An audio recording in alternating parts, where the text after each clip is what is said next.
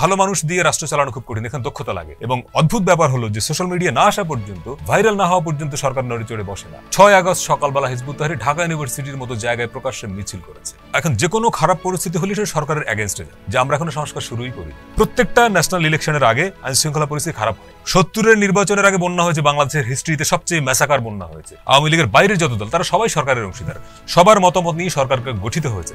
যে শেখ হাসিনাকে যতক্ষণ পর্যন্ত না ফাঁসির মঞ্চে দেখা যাচ্ছে। সুপ্রিয় দর্শক, আপনাদের সবাইকে স্বাগত জানাচ্ছি চ্যানেল জেড আয়োজিত নিয়মিত সংবাদ বিশ্লেষণ অনুষ্ঠান জেড ফোকাসে। আপনাদের সঙ্গে আছে আমি সাইদ খান। আর আলোচনার জন্য প্রতিদিনের মতো আমাদের সাথে অতিথি রয়েছেন। আমাদের সাথে আজকে স্টুডিওতে উপস্থিত আছেন সিনিয়র সাংবাদিক, রাজনৈতিক বিশ্লেষক, কলামিস্ট আমিন আল রশিদ। আমিন ভাই, আপনাকে স্বাগত জানাই। ধন্যবাদ। আপনার সঙ্গে প্রথম আজকে বসলাম। দর্শক, আপনারা জানেন জেড ফোকাসে আমরা প্রতিদিনই দিনের উল্লেখযোগ্য খবর ধরে বিশ্লেষণ করে থাকি, অতিথির মুখ থেকে বিশ্লেষণ শুনে থাকি। আজও আমাদের হাতে অনেকগুলো গুরুত্বপূর্ণ খবর রয়েছে, এগুলো নিয়ে আলোচনা শুনবো অতিথির মুখ থেকে। আজ 8 মার্চ বিশ্ব নারী দিবস, সেটি একটি আলোচনার বিষয় আছে। এই মুহূর্তে গত 2-3 দিন ধরে সারা দেশে কিন্তু নারীর বিষয়টি নিয়ে আলোচিত। এবং আপনি জানেন যে সেটি হচ্ছে যে এক ধরনের প্রবণতা শুরু হয়েছে, রাস্তায় কে কিভাবে কাপড় পরবে নারীরা, এবং এই যে একটা মবক্রেসির কিন্তু উত্থান আমরা হয়তো খেয়াল করছি না। নানান সময় নানানভাবে কিন্তু নারীরা হেনস্থার শিকার হচ্ছে। যদিও রাজনৈতিক দলগুলো কিন্তু বিষয়টি নিয়ে নড়ে চড়ে বসেছে, তারপরেও সমাজে নারীরা কতটা নিরাপদ আমাদের এই সমাজে? আমিন ভাই, এই বিষয়টি দিয়ে শুরু করতে চাচ্ছি। তার আগে আপনি দেখেন যে বাংলাদেশের হিস্ট্রিতে যা কোনোদিন ঘটে নাই, এবার সেটা ঘটলো। ঢাকা ইউনিভার্সিটি ক্যাম্পাসে একজন নারী তার পোশাক নিয়ে ওই ইউনিভার্সিটির একজন কর্মী বা কর্মচারী তিনি কটূক্তি করলেন, হেনস্থা করলেন। ওই ছাত্রী অভিযোগ করলেন, থানায় মামলা করলেন, পুলিশ তাকে ধরে নিয়ে গেল। এই পর্যন্ত ঘটনাটা স্বাভাবিক। এরপরে আমরা কি দেখলাম যে রাতে তথাকথিত তৌহিদি জনতার একদল লোক শাহবাগ থানায় গিয়ে এক প্রকার ঘেরাও করলেন, তারা থানার ভেতরে ঢুকলেন, ওই নারীর নাম, ঠিকানা, ডিটেইল তারা নিলেন এবং সারা রাত অবস্থান করলেন। এবং পুলিশকে তারা হুমকি দিলেন যে যতক্ষণ পর্যন্ত না এই অর্ণবকে, অর্থাৎ যিনি অভিযুক্ত, তাকে ছাড়া হবে ততক্ষণ তারা সেখানে অবস্থান করবেন।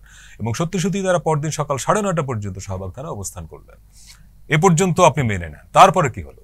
দুপুরবেলার দিকে যখন তাকে জামিন দিলেন আদালত, সেই একজন হেনস্থাকারী, একজন নারী নিগ্রহের অভিযোগ যার বিরুদ্ধে, যেটা অলমোস্ট প্রমাণিত এবং তিনি স্বীকার করেছেন, তাকে আপনি ফুলের মালা দিয়ে বরণ করে নিলেন। নট অনলি দ্যাট, তার হাতে একটা পবিত্র কোরআন শরীফ তুলে দিলেন। এটার অর্থটা কি? এটা কি বাংলাদেশ কি শরিয়া আইন চালু হয়েছে? এটা আমরা শরিয়া আইনও কি, শরিয়া আইন এটা পারমিট করে না। ইসলাম কোথাও এটা বলে নাই যে তুমি নারীকে নিগ্রহ করবা, একজন নারীর রাস্তায় কিভাবে পোশাক করবে তাকে তুমি শাসাবে, এটা ইসলামে কোথাও। এবং সেই অভিযুক্ত পরবর্তীতে সামাজিক যোগাযোগ মাধ্যমে তার একটি ছোট্ট ইন্টারভিউ আমরা দেখেছি ছড়িয়েছে, যেটি নিয়েও কিন্তু নানান ধরনের প্রশ্ন দেখা দিয়েছে। তো ফলে আমি যেটা বলছি যে এই ঘটনা তো আমরা জুলাই মাসের যে অভ্যুত্থানটি হলো, অভূতপূর্ব অভ্যুত্থান হলো, সেইখানে নারী পুরুষ নির্বিশেষে সকলেই মাঠে ছিলেন। এবং তখন তো এই পোশাক নিয়ে প্রশ্ন ওঠে নাই। তখন তো ইউনিভার্সিটির, এই প্রাইভেট ইউনিভার্সিটি, পাবলিক ইউনিভার্সিটির যে ছাত্রীরা, যে নারীরা, শিক্ষকরা যারা খুব অ্যাক্টিভ ছিলেন, তারা কে জিন্স প্যান্ট আর টি শার্ট পরে এসেছেন, কে শাড়ি পরে নেমেছেন, এই প্রশ্ন আমরা করেছি জুলাইতে। তা আপনি আগস্টের পরে এসে এখন একটা নতুন বাংলাদেশের দিকে আমরা যেতে চাচ্ছি বলে এক ধরনের প্রতীতি আমাদের মধ্যে, আপনি এখন এসে পোশাক ঠিক করছেন। হু আর ইউ? এটি আসলে কিসের, মানে আপনার বিশ্লেষণ কি? আমার মনে হয় যে এটা কি একটা দেশ যখন পরিবর্তনের মধ্য দিয়ে যায়, বা ধরেন একটা সরকার থেকে আরেকটা সরকারে যায়, মাঝখানের যে সময়টা আমরা যেটাকে ইন্টারিম পিরিয়ড বলি, এই সময়টায় অনেকগুলো ভেস্টেড গ্রুপ কাজ করে যে তারা নিজেদের ইন্টারেস্ট বাস্তবায়ন করতে চায়। ধরেন এই যারা মব করছে, এর মধ্যে কিছু তৌহিদি জনতা আছে, কিছু ইসলামিক দলের সংগঠনের সদস্য, কিছু আছে ধরেন হতে পারে যে অতীতে যারা সরকারে ছিলেন তাদের ইন্ধন থাকতে পারে। কারণ দেশে একটা অস্থিরতা যদি তৈরি হয় থাকে, তাহলে অনেক ধরনের কাজ বাস্তবায়ন, নিজেদের এজেন্ডাগুলো বাস্তবায়ন করা সহজ।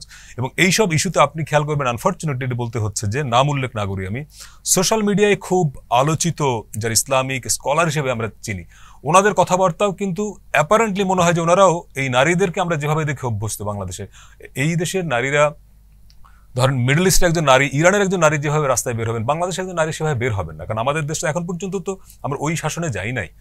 তাহলে এইখানে আমার কাছে মনে হয় যে অনেকগুলো গ্রুপ কাজ করতেছে, পলিটিক্যাল পার্টি, বিভিন্ন উগ্রবাদী সংগঠন থাকতে পারে, যাদের সবার একটা নির্দিষ্ট লক্ষ্য হয়তো এই, যাতে করে একটা ডেমোক্রেটিক পদ্ধতির মধ্য দিয়ে, নির্বাচনের মধ্য দিয়ে একটা রাজনৈতিক সরকার ক্ষমতায় আসুক, এই প্রক্রিয়াটা বিলম্বিত করার একটা চেষ্টা থাকতে পারে। এক, দ্বিতীয়ত হতে পারে এই যারা বছরের পর বছর ধরে নারীকে ঘরে রাখতে চায় বা সোসাইটিতে মনে করে যে তার মতো করে চলবে, এটা এতদিন সুযোগ পায় না, এখন তারা মনে করেছে এখন তো শক্তিশালী সরকার নাই, তাহলে এখন বোধহয় এইটা বাস্তবায়ন করা বোধহয় সহজ।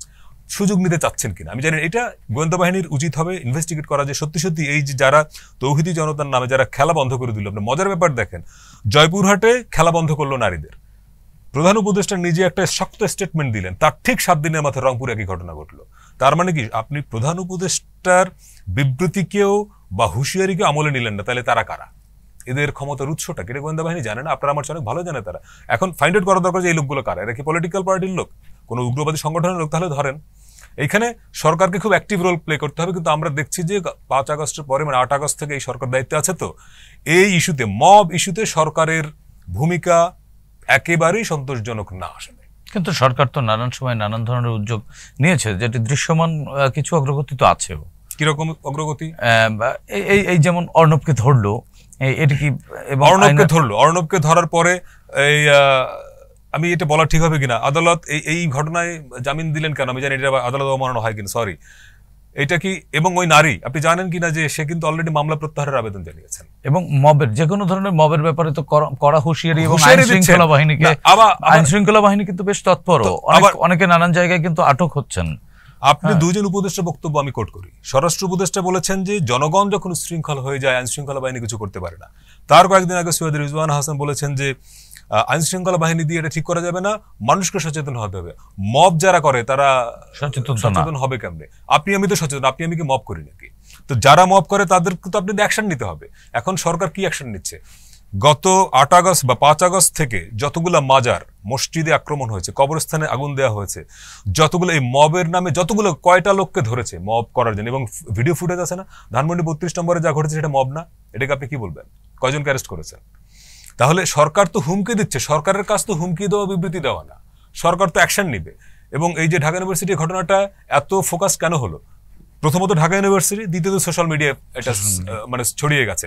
অনেক ঘটনা প্রতিনিয়ত ঘটে যেটা সোশ্যাল মিডিয়ায় আসে না, এবং অদ্ভুত ব্যাপার হলো যে সোশ্যাল মিডিয়া না আসা পর্যন্ত, ভাইরাল না হওয়া পর্যন্ত সরকার নড়ে চড়ে বসে না। এটা আপনি খেয়াল করেন, এটা এই ধরনের একটি প্রবণতা বেশ কিছুদিন ধরেই চলছে। এখন পুলিশ অ্যাক্টিভ হবে কি করে? পুলিশ তো ধরেন 5 আগস্টের পর থেকেই তো এক ধরনের, পুলিশ নিজেই তো মবের মধ্যে পড়ে, পুলিশ নিজেও তো মবের শিকার হচ্ছে। আপনি পতেঙ্গায় কি হলো কয়েকদিন আগে, 10-12 জন লোক একজন পুলিশকে পোশাক পরা অবস্থায় অন ডিউটি, তাকে তার মোবাইল ফোন টোন ছিনিয়ে নিয়ে গেল, যদিও 12 জনকে ধরেছে। তো এই পুলিশের উপরে আক্রমণ করেও, মব তৈরি করেও যে একটা ঘটনা ঘটিয়ে ফেলা যায়, এই বিশ্বাসটা এদের মধ্যে তৈরি হলো কি করে? জি, আমরা আরেকটি বিষয় আলোচনা করব। গতকালকে আমরা দেখেছি যে জুমার নামাজের পরবর্তী সময় বাইতুল মোকাররম মসজিদ থেকে নিষিদ্ধ সংগঠন হিজবুত তাহরির একটি মিছিল করেছে। যদিও নিষিদ্ধ সংগঠনের কিন্তু এই ধরনের কর্মকাণ্ড করতে পারবার কথা না। আমরা দেখেছি যে ছাত্রলীগও নিষিদ্ধ, তারাও মিছিল মিটিং করতে পারছে না। হিজবুত তাহরির নিষিদ্ধ, তারাও মিছিল মিটিং করতে পারছে না। এর বাইরেও আরো অনেকেই নিষিদ্ধ আছে, তাদের অনেকেই কিন্তু সুযোগ সুবিধা পেয়ে যাচ্ছে মিছিল মিটিং করবার জন্য। এই বিষয়টি আপনি পর্যবেক্ষণ করেছেন কিনা? ছাত্রলীগের নিষিদ্ধ হওয়ার, হিজবুত তাহরির নিষিদ্ধ এক জিনিস না। বাংলাদেশের স্বাধিকার আন্দোলনে, মুক্তিযুদ্ধের আগে থেকে বাংলাদেশের প্রতিটি গণতান্ত্রিক আন্দোলনে ছাত্রলীগের যে ভূমিকা, সেটা আপনি যদি স্মরণে রাখেন আর জুলাই অভ্যুত্থানটা আলাদা রাখেন, তাহলে আলোচনাটা ডিফারেন্ট। ফলে হিজবুত তাহরির নিষিদ্ধ সংগঠন, ছাত্রলীগ নিষিদ্ধ, এই দুটো মেলানোর সুযোগই নাই। এটা আমি একটু বিনয়ের সঙ্গে দ্বিমত করি। আমি ছাত্রলীগকে সমর্থন করছি না, আমি বলছি যে দুটি আলাদা জিনিস।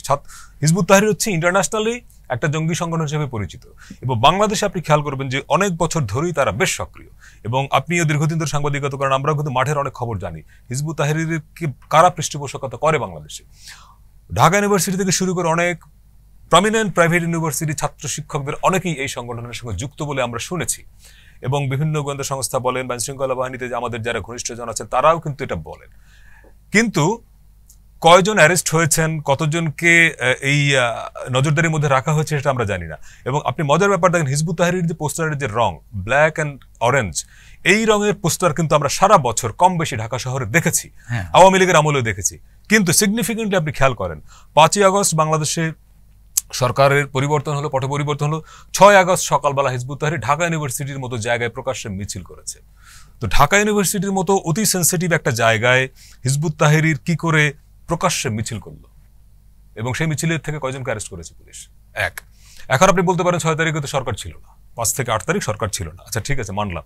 এরপরে গতকালকের যে আপনি রেফারেন্স দিলেন, এই মানে মার্চ টু খেলাফত যে কর্মসূচি তারা দিল, ঢাকা শহরে গত কয়েকদিন ধরে প্রত্যেকটা অলিতে গলিতে, আমার বাসার গলিতে পর্যন্ত আমি দেখলাম পোস্টার। এই যে হাজার হাজার লক্ষ লক্ষ পোস্টার তারা লাগালো কখন, কিভাবে লাগালো, এবং পোস্টার তো আছে তো, এবং তারা ঘোষণা দিয়ে এই কর্মসূচিটা নিল যে তারা এই মার্চ ফর খেলাফত করবে, জুমার নামাজের পরে বাইতুল মোকাররম থেকে মিছিল নাম বের হবে। আইন শৃঙ্খলা বাহিনী তৎপর ছিল, সেনাবাহিনী ছিল, যৌথ বাহিনী, পুলিশ টুলিশ ছিল সবই। এরপরেও আওয়ামী লীগের আমলেও হিজবুত তাহরির অ্যাক্টিভ ছিল, কিন্তু কয়টা মিছিল করতে পেরেছে তারা? কিন্তু আমি আপনাকে রেফারেন্স দিলাম 6 তারিখে মিছিল করে, গতকালকে তারা সেনাবাহিনী পুলিশ থাকার পরেও তারা কিন্তু ঠিকই মিছিল করেছে, এবং মিছিল বের হয়ে তারা পল্টন হয়ে বিজয়নগরের দিকে যাবার পথে তখন তারা পুলিশ বা শৃঙ্খলা বাহিনী বাধা দেয়। এরপরে ওরা অলিগলির ভিতরে ঢুকে যায়, পুলিশ ছত্রভঙ্গ করে দেয়, জলকামান এবং সাউন্ড গ্রেনেডও বোধহয় মারে। আমার প্রশ্ন হলো যে একটা নিষিদ্ধ সংগঠন অ্যাক্টিভ অনেক বছর ধরে আমরা জানি, কিন্তু তারা এই যে সাহসটা কোথায় পাচ্ছে? মিছিল করে ফেলা যাচ্ছে। আপনি কি অনুমান করছেন এর পেছনে কারা? এর পেছনে তো অনেক শক্তিশালী, আমি তো নাম তো এখানে বলা ঠিক হবে না, নাম বলে প্রমাণ দিতে হবে। বাংলাদেশের অনেক মানে বড় বড় মানুষ এর সঙ্গে যুক্ত আছেন, অনেক ইউনিভার্সিটির শিক্ষক ছাত্ররা এর পেছনে অনেকে অনুমান করছেন, এবং গতকালকে বিকেলের পর থেকেই কিন্তু নানানভাবে বলার চেষ্টা করছেন যে পালিয়ে যাওয়া আওয়ামী লীগের এক ধরনের হাত থাকতে পারে এর পেছনে। এইটা বেনিফিট অফ ডাউট হতে পারে, কারণ কি ধরেন এখন যদি দেশে অস্থিরতা তৈরি হয়, সরকার যদি এখন যে কোনো খারাপ পরিস্থিতি হলে সে সরকারের এগেনস্টে যাবে, ইউনিট সরকারের এগেনস্টে যাবে। এখন যদি জিনিসপত্রের দাম বাড়লে সরকারের বিপক্ষে যাবে, আইন শৃঙ্খলা পরিস্থিতি খারাপ হলে তার বিপক্ষে যাবে, যে কোনো খারাপ ঘটনায় সরকারের এগেনস্টে যায়, এটা সব সরকাররা বলি। ফলে সরকারের এগেনস্টে গেলে সবচেয়ে বেশি লাভবান কি হবে? যে সরকার থেকে উৎখাত হয়েছে, ফলে তার ইন্ধন থাকা অসম্ভব না। কিন্তু এটা প্রমাণ ছাড়া এটা বলা খুব কঠিন, এক। দ্বিতীয়ত হিজবুত তাহরির বাংলাদেশের আওয়ামী লীগের আমলেও ছিল, তা আওয়ামী লীগের আমলে আওয়ামী লীগ পেট্রন করেছে তাদেরকে। হিজবুত তাহরির ইন্টারন্যাশনাল সংগঠন, তাদের অনেক ফান্ড থাকে, বিদেশি ফান্ড থাকে, এবং বাংলাদেশটাকে একটা জঙ্গিবাদী উগ্রবাদী রাষ্ট্র প্রমাণ করলে কার কার সুবিধা? আপনি যদি এই প্রশ্নের উত্তর খোঁজেন তাহলে তো আপনি বুঝবেন যে তারা পেট্রন করে। বাংলাদেশকে একটা যদি জঙ্গিবাদী বা উগ্রবাদী রাষ্ট্র হিসেবে প্রমাণ করার জন্য 5ই আগস্টের পর থেকে ইন্ডিয়ার মিডিয়া অব্যাহতভাবে লিখছে না যে এই ইউনূস সরকারের সময় দেশ জঙ্গিবাদের হাতে চলে গেছে? এইটা বলার অর্থটা কি?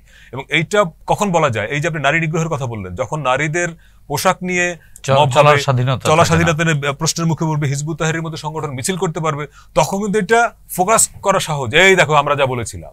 তার মানে কে কে সুবিধা প্রাপ্ত হবে? বাংলাদেশ জঙ্গিবাদী রাষ্ট্র প্রমাণ হলে কার কার সুবিধা? তারা যদি এখানে ইনভেস্ট করে, এটা যদি আমরা সন্দেহ করি, এটা অমূলক না। ফলে এখানে নাম বলা খুব কঠিন। জি, তারপরেও তো আমাদের সামনে এগোতে হবে, এবং ত্রয়োদশ জাতীয় সংসদ নির্বাচনের এক ধরনের প্রস্তুতি কিন্তু আছে সব জায়গায়। পাড়া মহল্লা থেকে শুরু করে রাজধানী ঢাকা সব জায়গায় কিন্তু নির্বাচন নিয়ে এক ধরনের আলোচনা।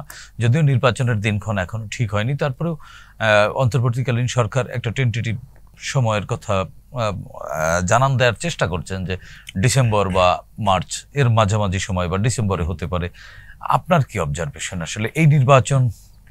আপনিও নানান সময় নানান আলোচনার মধ্যে থাকেন, নির্বাচন নিয়ে আপনি খেয়াল করেন যে এই নির্বাচন নিয়ে বরাবরই অন্তর্বর্তী সরকার একটা ক্যামোফ্লাজ তৈরি করে রাখছে, একটা স্পষ্টতা কিন্তু তৈরি করে রাখছেন। স্বয়ং প্রধান উপদেষ্টাও উনি এযাবৎকাল নির্বাচন নিয়ে যতগুলো কথা বলেছেন একই রকম, যে যদি রাজনৈতিক দলগুলো কম সংস্কার চায় তাহলে ডিসেম্বরের মধ্যে, বেশি সংস্কার চাইলে জুনের মধ্যে। আবার দেখেন একটা সাংঘর্ষিক ব্যাপার, দেখেন সম্প্রতি উনি বিবিসি বাংলাকে যে একটা ইন্টারভিউ দিয়েছেন, সেখানে তিনি বলেছেন যে আমরা এখনো সংস্কার শুরুই করিনি। এবং এই সরকার দায়িত্ব নেওয়ার পরে সবচেয়ে আলোচিত বা সবচেয়ে বেশি ব্যবহৃত শব্দ হচ্ছে সংস্কার। তাহলে আপনার সরকারের মেয়াদ আগামীকালকে 8 মাস পূর্ণ হবে, 7 মাস পূর্ণ হবে। তো একটা সরকার 7 মাস পূর্ণ হয়ে যাচ্ছে আপনার, এখন আপনি সংস্কার শুরু করেন নাই আপনার ভাষায়, তাহলে আপনি সংস্কার শুরু করবেন কবে? কিন্তু জন আকাঙ্ক্ষায় কিন্তু সংস্কার আকাঙ্ক্ষা আছে, তাহলে আপনি সংস্কার শুরু করবেন কবে? আর ডিসেম্বরের মধ্যে কতটুকু সংস্কার করবেন? জুনের মধ্যে বেশি সংস্কার হয়ে যাবে? আমি ঠিক জানি না। সংস্কার বিষয়টাই একটা আমার কাছে মনে হচ্ছে খুব অস্পষ্ট। সরকার সংস্কার বলতে কি বোঝে, রাজনৈতিক দলগুলো সংস্কার বলতে কি বুঝে, অ্যাজ এ মানে সাধারণ নাগরিক আমি কি বুঝি, এটার মধ্যে খুব মেজর কিছু তফাৎ আছে। সেই জায়গা থেকে আপনি আবার দেখবেন যে নাহিদ ইসলাম এই সরকারের একজন প্রভাবশালী উপদেষ্টা ছিলেন, এবং আমরা যেটা বলি সরকারের প্রধান স্টেক হোল্ডার যারা বৈষম্য বিরোধী ছাত্র আন্দোলন, তাদের যে পার্টি এখন হলো, নাহিদ ইসলাম বললেন দুইবার, কিন্তু এএফপি কে বললেন, কালকে আবার সংবাদ সম্মেলনে তিনি একই টোনে কথা বললেন যে তারা মনে করেন যে বিদ্যমান পরিস্থিতিতে ডিসেম্বরের মধ্যে, এই বছরের শেষের মধ্যে নির্বাচন সম্ভব না। আপনি একটা মজার ব্যাপার খেয়াল করেন, এই বছরের এখনো 9.5 মাস প্রায় বাকি। 9.5 মাসের মধ্যে কি কি হবে আমরা কি জানি? এবং অতীতে যদি আপনি 111-এর সরকারকে বাদ রাখেন, এর আগের অন্যান্য কেয়ারটেকার গভর্নমেন্ট 3 মাস ইলেকশন করেছে না? এবং আমি তো দীর্ঘদিন নির্বাচন কমিশন, পার্লামেন্ট কভার করেছি, আপনি নিজেও করেছেন, ফলে আপনি জানেন যে একটা বাংলাদেশের সবচেয়ে যে বড় ইলেকশন, সেই ইলেকশন কভার মানে প্রস্তুতি নেওয়ার জন্য 3 মাস মোর এনাফ টাইম। তাইলে 3 মাসের, এখন আপনি বলবেন যে এই সরকার তো সেরকম সরকার না, অস্থিরতার মধ্যে এসছে, ঠিক আছে, তাহলে 6 মাস, 1 বছর, আপনি 1 বছরেও পারছেন না তো। আপনি আগস্টে যদি 5 আগস্ট 2024 পরিবর্তন হলো, আপনি 2025 আগস্টে কেন পারবেন না? 1 বছর আপনি ডিসেম্বরেও পারবেন না। এবং আমার মনে হয় না ডিসেম্বর ইলেকশন হবে, কারণ এই নাহিদ ইসলাম কি বলবেন সেটা খুব ইম্পর্টেন্ট এই সময়ে। উনি যেহেতু বলে ফেলেছেন, এটি উনি সচেতন ভাবে বলেন, আর যেভাবে বলেন না কেন, উনি কিন্তু আইন শৃঙ্খলা পরিস্থিতি এবং রাজনৈতিক অস্থিরতার এক ধরনের, আমি সেই প্রশ্নটাই করলাম যে আগামী 9 মাসের আইন শৃঙ্খলা পরিস্থিতি আরো খারাপ হবে, সেটি উনি জানেন, এটি উনি কি প্রেডিক্ট করছেন? তাহলে সরকারের দায়িত্ব। আবার বিবিসি বাংলা সাক্ষাৎকারে প্রধান উপদেষ্টা বলেছেন আইন শৃঙ্খলা পরিস্থিতি অবনতি হয় নাই। তার মানে ব্যাপারটা কি? প্রধান উপদেষ্টা বলছেন আইন শৃঙ্খলার অবনতি হয় নাই, বরং উনি রিপোর্টারকে প্রশ্ন করলেন আপনি তথ্য উপাত্ত দেন, তখন রিপোর্টার তথ্য উপাত্ত দিলেন। নাহিদ ইসলাম বলতে যে অবস্থাতে ইলেকশন হবে না, প্রত্যেকটা ন্যাশনাল ইলেকশনের আগে আইন শৃঙ্খলা পরিস্থিতি খারাপ হয়, তাতে কি ইলেকশন বন্ধ থাকে? মারামারি হয়, খুন হয়, কেন্দ্র দখল হয়, জাল ভোট হয়, প্রার্থীকে ছিনিয়ে নিয়ে যায়, প্রার্থী অ্যারেস্ট হয়, তো ইলেকশন বন্ধ থাকে নাকি? আইন শৃঙ্খলার দোহাই দিয়ে, আবহাওয়ার দোহাই দিয়ে ইলেকশন বন্ধ হয় না। আর একটা নতুন আলোচনা শুরু হয়েছে কি, যে যদি জুনে ইলেকশন না হয়, মার্চের মধ্যে না হয় আগামী বছর, তাহলে কিন্তু ইলেকশন পরের বছর মানে কি আগামী বছরের ডিসেম্বরে যাবে। কারণ কি, জুন জুলাইতে বন্যা বৃষ্টি হবে। 70-এর নির্বাচনের আগে বন্যা হয়েছে, বাংলাদেশের হিস্ট্রিতে সবচেয়ে ম্যাসাকার বন্যা হয়েছে, ইলেকশন বন্ধ ছিল নাকি? ফলে এগুলো হচ্ছে কি, যে ইলেকশনকে ডিলে করে ক্ষমতায় দীর্ঘ সময় থাকার একটা টেন্ডেন্সি আমার মনে হয়, অথবা যে রাজনৈতিক দলটি হলো তারা হয়তো চায় একটু বেশি সময় পেলে তাদের দলটা গোছাইতে সুবিধা বোধহয়। এই শুধু কি তারাই চাচ্ছে? না, তারা চাচ্ছে না, তারাই চাচ্ছে যারা মনে করে একটা অবাধ, সুষ্ঠু, গ্রহণযোগ্য নির্বাচন হলে তারা ক্ষমতায় আসবে না, তারা ইলেকশনটা হলে কি না হলে তাদের কোনো অসুবিধা নাই। এবং বিএনপি কারণ ইলেকশন চাচ্ছে, বিএনপি মনে করে এখন ইলেকশনে তারা ক্ষমতায় আসবে, সহজ হিসাব। এবং ইলেকশনটা যত ডিলে হবে বিএনপির জন্য খারাপ। কারণ কি, আপনি খেয়াল করবেন যে মাঠে ময়দানে বিভিন্ন জায়গায় প্রান্তিক পর্যায়ে বিএনপির বিরুদ্ধে নানা অভিযোগ আসছে, চাঁদাবাজি, দখলবাজি, এই অভিযোগ কিন্তু আসছে, বিএনপি এড়াতে পারছে না। আবার বিএনপি তো বলছে যে তারা এই বিষয়গুলো খুব সিরিয়াসলি দেখছে এবং তাদের বিরুদ্ধে মব হচ্ছে, অ্যাকশন নিচ্ছে, এবং অনেক খুব গুরুত্বপূর্ণ ব্যক্তিকে বিএনপি বহিষ্কারও করেছে, আমরা যেটা দেখলাম। এটা ভালো দিক, কিন্তু ঘটনা তো ঘটছে এবং তাতে বিএনপির ভোট কিন্তু কমছে। এবং বিএনপি মনে করছে যদি ইলেকশনের ডিসেম্বরের মধ্যে না হয়, বা তারা আরো আগে চায়, তারা বিএনপি বেসিক্যালি আগস্টে বলেছিল, না হয় অক্টোবর, তখন এরপরে তারা ডিসেম্বরে গেলে, কিন্তু এখন যদি ডিসেম্বরেও না হয়, আরো সরে যায়, বিএনপির মধ্যে একটা ভয় আছে যে মাঠের পরিস্থিতি তাদের হয়তো আরো খারাপ হবে। এবং বিপরীতে এই নতুন পার্টি এবং এই সরকারের যারা অন্যতম প্রধান স্টেক হোল্ডার জামাত তো নিজেরাও জানে যে তারা ভোটে ক্ষমতায় আসতে পারবে না। তাহলে ভোটে ক্ষমতা আসতে না পারলে তারা ক্ষমতায় কিভাবে থাকবে? এখন তারা ক্ষমতার অংশীদার, তো তাহলে ভোটটা যত প্রলম্বিত হবে তারা অংশীদার। আপনি না, ক্ষমতার অংশীদার বলছে যে এই জুলাই অভ্যুত্থানে যারা অংশগ্রহণ করেছিল, আওয়ামী লীগ ছাড়া, আওয়ামী লীগের বাইরের যত দল, তারা সবাই সরকারের অংশীদার, সবার মতামত নিয়ে সরকারকে গঠিত হয়েছে। কিন্তু বিএনপি বিচ্ছিন্ন হয়ে গেল কি কারণে? আমরা যেটা দেখলাম, বিএনপির সঙ্গে সরকারের একটা দূরত্ব তৈরি হয়েছে ইলেকশন ইস্যুতে, সংস্কার ইস্যুতে এবং আওয়ামী লীগকে নিষিদ্ধ করার ইস্যুতে। আপনি দেখবেন যে এই সরকারের মূল এজেন্ডা 3টা, তারা বারবার বলেছে, 1 বিচার, 2 সংস্কার, 3 নির্বাচন। তো এখন এই ইস্যুতে জামায়াতের যে টোন, সেই একই টোন ছাত্রদের দলের, সেই একই টোন সরকারের। আমি সেই জন্য বলছি স্টেক হোল্ডার। কিন্তু বিএনপির টোন কিন্তু এরকম না। বিএনপি বলছে যে তারা ফোকাস করছে যে আগে ইলেকশন করো, ইলেকশনের জন্য যতটুকু নির্বাচিত সরকার এসে সংস্কার করবে। এখন সংস্কারের নামে যতগুলো বড় বৈপ্লবিক মানে সুপারিশ এসেছে, এগুলো কি অন্তর্বর্তী সরকারের করার রাইট আছে? ধরেন সংবিধান সংস্কার কমিশন বলছে দেশের নাম পাল্টাবে, পিপলস রিপাবলিক বাংলাদেশের নাম, এইটাকে অন্তর্বর্তী সরকার পারবে? এইটা হবে কি হবে না, এটা তো উইল ডিসাইড মানে রাজনৈতিক সরকার। বিএনপি পয়েন্ট হচ্ছে যে ভাই আগে ইলেকশনটা দেন, এটা হলো আগে 1 নম্বর সংস্কার। কিন্তু জামাত বা আদার পার্টি যারা এই সরকারের সঙ্গে ঘনিষ্ঠ, তাদের টোনটা কিন্তু, আমি ওই জন্য বলছি স্টেক হোল্ডার, তারা মাইন্ড করলে। এনসিপির যিনি আহ্বায়ক নাহিদ ইসলাম, তিনি আরেকটি কথা বলেছেন যে নির্বাচনের আগে দৃশ্যমান বিচার করতে হবে এবং জুলাই সনদ বাস্তবায়ন করতে হবে। তো সংস্কার যেখানে শুরুই হয়নি, তো এটা জুলাই সনদ কি করে বাস্তবায়ন করবে এবং বিচার দৃশ্যমান হবে? এটা সার্জি সালামও বলেছেন। সার্জি সালাম আরো স্পেসিফিক বলেছেন যে শেখ হাসিনাকে যতক্ষণ পর্যন্ত না ফাঁসির মঞ্চে দেখা যাচ্ছে, ততক্ষণ পর্যন্ত কেউ যেন ভোট নিয়ে কথা না বলে। আপনি দেখেন, এখন শেখ হাসিনাকে তো আপনি ফাঁসি দিতে পারবেন না, বাস্তবিক কারণে পারবেন না। কারণ হলো শেখ হাসিনাকে ইন্ডিয়া ফেরত পাঠাবে না, কোনোভাবেই পাঠাবে না। আবার শেখ হাসিনা বাংলাদেশে আসবে কি ফাঁসির দড়িতে ঝোলার জন্য? তাহলে শেখ হাসিনাকে ইন্ডিয়া পাঠাবে না, শেখ হাসিনা নিজেও আসবেন না, তাহলে ফাঁসিও হবে না, ইলেকশনও হবে না। এবং সার্জিস আলম কালকে আবার একটা ব্যাখ্যা দিয়েছেন যে না, আমি ওভাবে বলিনি, আমি বলেছি যে শেখ হাসিনার বিচারের সঙ্গে নির্বাচন পিছিয়ে দেওয়ার সম্পর্কের একটা ব্যাখ্যা বোধহয় তিনি দিয়েছেন। হ্যাঁ, বিচারটা সবাই চায়, বিএনপি বিচার তো একটা দীর্ঘ প্রক্রিয়া, এবং এটি আন্তর্জাতিক অপরাধ ট্রাইব্যুনাল হয়েছে। আন্তর্জাতিক অপরাধ ট্রাইব্যুনাল কেন নাম হয়েছে? কারণ এইখানে যে অপরাধগুলো হয়েছে এগুলো আন্তর্জাতিক মানের অপরাধ, তাই না? গণহত্যা আন্তর্জাতিক মান বজায় রেখে আপনাকে বিচার করতে হবে। আপনি দেখেন অলরেডি কিন্তু দুইজন ব্যক্তি কিছুটা সমালোচিত হয়েছেন। আমাদের আইন উপদেষ্টা বলে ফেলেছিলেন যে এপ্রিল না মে মাসের মধ্যে উনি বলেছিলেন যে কিছু বিচার হয়ে যাবে, আগস্টের মধ্যে হয়ে যাবে উনি বলেছিলেন। পরে ট্রাইব্যুনাল আবার কিন্তু গোসা হয়েছেন যে আপনি তো বলতে পারেন না, এটা বিচার হবে কি আপনি কি করে জানলেন? তাজুল ইসলাম চিফ প্রসিকিউটর বলেছেন যে এপ্রিলের মধ্যে শুরু হবে তথ্য প্রমাণের মধ্যে। এই বিচারের দীর্ঘ প্রক্রিয়া এবং যেসব অভিযোগ এগুলো প্রমাণ করা খুব কঠিন হবে। এখন ধরেন গণহত্যার আপনি উস্কানি দিয়েছেন, হুমকি দিয়েছেন, এটা প্রমাণের ব্যাপার, এভিডেন্স লাগবে, সাক্ষী লাগবে। এইটা কি ডিসেম্বরের মধ্যে সম্ভব বা আগস্টের মধ্যে সম্ভব? এখন কি বিচার হয়ে যাবে তারপরে ইলেকশনে তফসিল ঘোষণা করবেন? ফলে আমার কাছে মনে হয় যে এই কারণেই সরকারও জানে, সরকারের স্টেক হোল্ডাররাও জানে যে এটা খুব দ্রুত বিচার করা সম্ভব না বলেই তারা চাচ্ছেন ইলেকশনটা ডিলে হোক, যাতে করে বিচারের একটা অংশ অন্তত কমপ্লিট করা যায়। অন্তত আওয়ামী লীগের যারা শীর্ষ নেতা শেখ হাসিনা সহ একদম শীর্ষে যারা ছিলেন এদের বিচারটা ওনারা, আমার যেটা মনে হয় ওনারা এই শীর্ষ ব্যক্তিদের বিচারটা ওনারা কমপ্লিট করতে চান, এরপর ইলেকশন করতে চান এবং সেই ফাঁকে ওনারা দল গুছাবেন। এটা তাতে তো রাজনীতির বড় ক্ষতি হয়ে যাবে। রাজনীতির ক্ষতি তো হবেই, কারণ আমি একটা লেখায় বলেছিলাম যে সাধারণ মানুষের নির্বাচন নিয়ে অতটা আগ্রহ থাকতো না। এখন কিন্তু আপনি বললেন না, শুরুতেই বলেছেন যে ইলেকশন নিয়ে আলোচনা হচ্ছে, বাজারে হচ্ছে, এই আলোচনা মানুষ করতোই না যদি দুইটা জিনিস ঠিক থাকতো, বাজারটা ঠিক থাকতো আর মপটা বন্ধ না, আইন শৃঙ্খলা ঠিক থাকতো।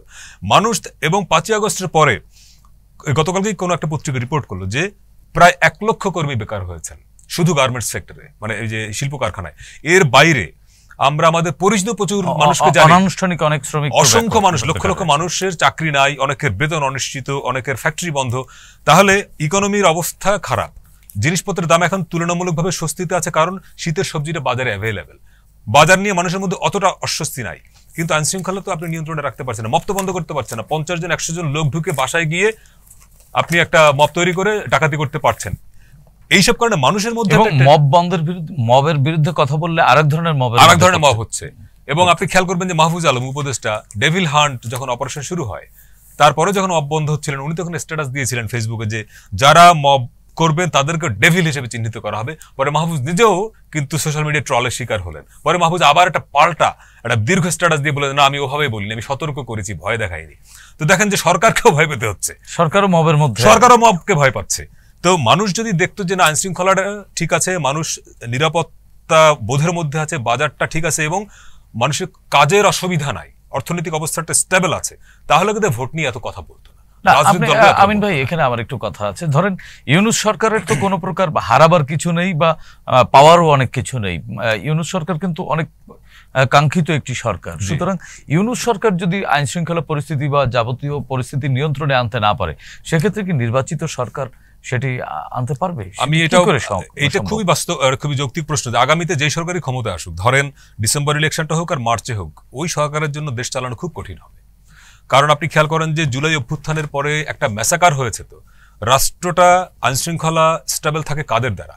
আর্মি তো না। আর্মি তো আসলে ভাই বিশেষ পরিস্থিতিতে নামে, এবং এই যে আমাদের সেনাবাহিনী মাসের পর মাস বিচারিক ক্ষমতা সহ মাঠে আছে, এটা তো স্বাভাবিক ঘটনা না, এটা হয় না। একটা স্বাধীন সার্বভৌম দেশে, ডেমোক্রেটিক স্টেটে সেনাবাহিনী এরকম দিনের পর দিন, মাসের পর মাস মাঠে এরকম বিচারিক ক্ষমতা সহ থাকে না। এবং থেকেও কি হলো? বিচারিক ক্ষমতায় থেকেও তো যে খুব ভালো হচ্ছে তাও তো না।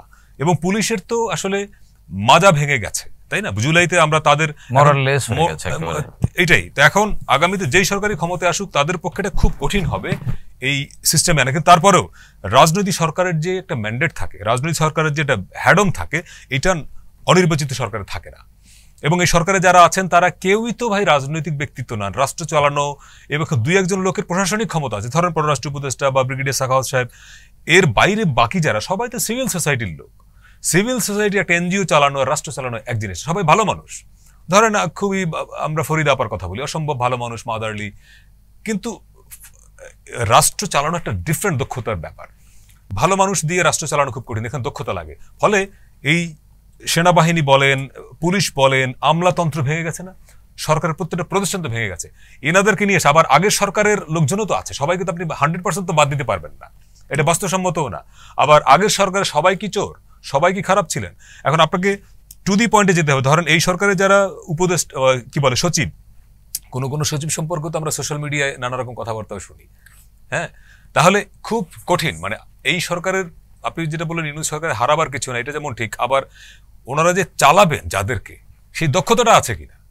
ভালো মানুষ আর ভালো স্টেট চালানো দক্ষতা, আমি শুরু থেকেই বলেছিলাম যে এই সরকারের উচিত ছিল 8 তারিখেই একটা জাতীয় সরকার করা। এখানে রাজনৈতিক লোকজনকে ঢোকানো দরকার ছিল। এখানে বিএনপি, জামাত, জাতীয় পার্টি, এই সরকারের সাথে রাজনৈতিক দলগুলো ওইভাবে নেই আমার তো মনে হয় না। আচ্ছা, জামাত আছে, হয়তো ধরেন হেফাজত ইসলামের একজন তো আছেন নেতা, কিন্তু সরাসরি অংশীদার তো নাই, মানে দায়িত্বে তো নাই, সমর্থন করছে হয়তো, কিন্তু দায়িত্বে থাকলে ভালো। সব দল মিলে যদি, সব দলে ভালো মানুষ আছেন তো, ক্যাপাবল মানুষ আছে, প্রশাসনিক ক্ষমতা সম্পন্ন লোক আছেন তো, সবাইকে নিয়ে 30-40 জনের একটা বডি হলে হতো কি এই সরকারটা এত ক্রাইসিসে পড়তো না। কিন্তু ওইটা কেন হয় নাই? আমার যেটা মনে হয় দলগুলো আবার হয়তো ভেবেছে যদি জাতীয় সরকার, তাই ইলেকশনটা আরো পিছিয়ে যাবে, একটা ভয় পেয়েছে। আমার কাছে মনে হচ্ছে এই সরকারের আন্তরিকতার ঘাটতি নাই, কিন্তু দক্ষতার যথেষ্ট ঘাটতি আছে, এবং এই সরকারের পরিধি আরো বাড়ানো দরকার। এখন তো একজন বাড়িয়েছেন, তো এটা আরো বাড়ানো দরকার। একজন উপদেষ্টার হাতে 4টা-5টা মিনিস্ট্রি, এটা পারে নাকি? একদম হিউম্যানলি পসিবল নাকি? আমি একসঙ্গে 2টি চাকরি করতে পারবো? তো ফলে আমার কাছে মানে প্রত্যেকের উপরে একটা মিনিস্ট্রি দিয়ে এর সংখ্যাটা বাড়ানো দরকার, এবং খুব ক্যাপাবল লোক দরকার। আপনি আগের সরকারের সঙ্গে ছিলেন কি ছিলেন না সেইটা রেখে আপনি দক্ষ কিনা সেটা দেখেন। ক্যাপাবল লোক বাংলাদেশে 20 কোটি লোকের দেশে ক্যাপাবল লোকের অভাব নেই। জি আমিন ভাই, আমরা শেষ করব। আপনি অনেক গুরুত্বপূর্ণ বিষয়ে অনেক সুন্দর আলোচনা করছিলেন, আমরা আরো আলোচনা করতে পারলে ভালো লাগতো, কিন্তু সময় স্বল্পতার কারণে আজকে আমাদের শেষ করতে হচ্ছে। প্রিয় দর্শক, আমরাও বিশ্বাস করি আসলে এই সকল চ্যালেঞ্জ মোকাবেলা করে ইউনূস সরকারকেই বাংলাদেশ যে গণতন্ত্রের স্বপ্ন নিয়ে এগোচ্ছে, সেই স্বপ্ন বাস্তবায়নের পথে এগোতে হবে, সেই প্রত্যাশা ব্যক্ত করে আজকের মতো এখানেই শেষ করছি। সবাই ভালো থাকুন, সুস্থ থাকুন, চ্যানেল জেডের সঙ্গেই থাকুন। খোদা হাফেজ।